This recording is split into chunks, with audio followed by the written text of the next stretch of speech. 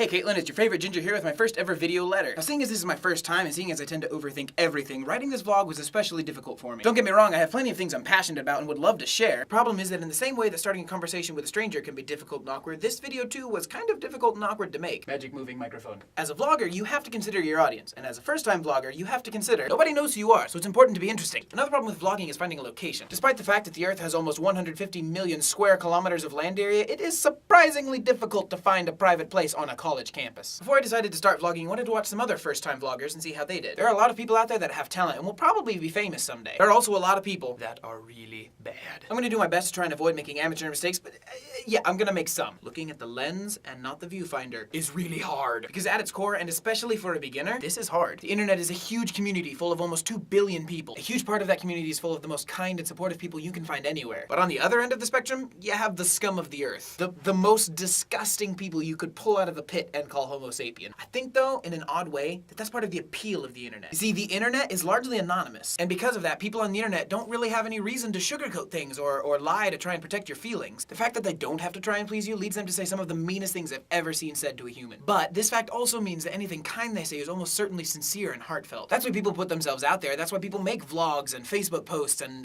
Tumblrs. Nothing is quite as genuine as the completely objective and sincere compliment from someone who truly enjoys what you've created. I look forward to hearing from you, Caitlin.